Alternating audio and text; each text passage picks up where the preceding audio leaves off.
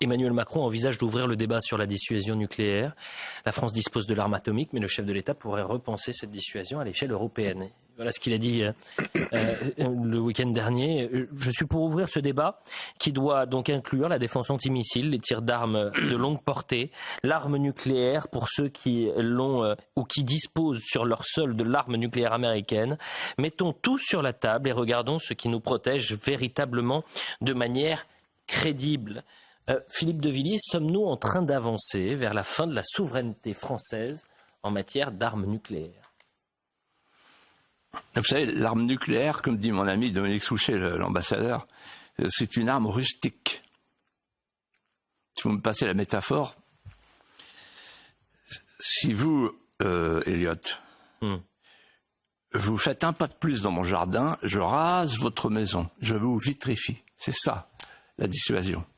C'est la dissuasion du faible au fort, c'est une doctrine de vulnérabilité mutuelle, les représailles massives, c'est-à-dire que vous avez la première frappe, j'ai la seconde frappe, donc vous hésitez. C'est ce qu'on appelle une arme rustique, elle est vieille comme le monde, sauf que là, ça cogne un peu plus fort. Ensuite, c'est une arme qui est liée ontologiquement à la souveraineté.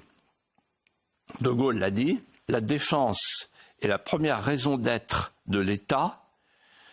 S'il y manque, il se détruit.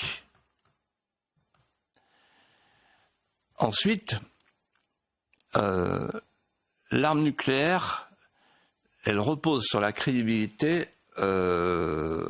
d'une personne. Mitterrand disait un jour à Védrine, je crois, la dissuasion c'est moi. Il avait raison. C'est la personne qui dispose de l'arme, qui peut appuyer sur le bouton, qui est crédible ou pas crédible. C'est important ce que je dis, vous allez voir la suite. Mais déjà, vous comprenez.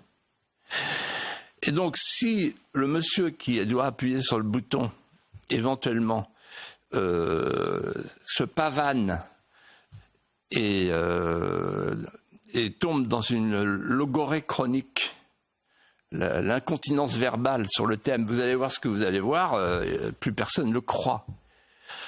En d'autres termes, c'est Bruno Tertrais qui disait récemment, la dissuasion nucléaire, c'est Oscar Wilde qui dit « la beauté, c'est dans le regard de l'autre ».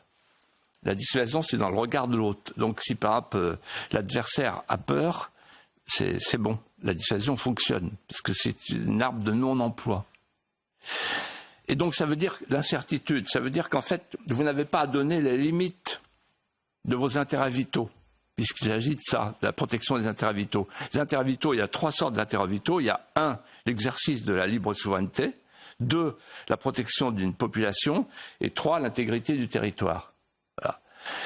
Et donc, la formule de la mutualisation de l'arme nucléaire, c'est une formule qui manque à la souveraineté, parce qu'il n'y a pas de souveraineté européenne, il n'y a pas de peuple européen, et c'est une formule qui manque à la doctrine d'emploi, puisque on passe de l'incertitude au verbe et à la formule publique, à la formule qui en fait dévalorise complètement le secret de la bombe atomique.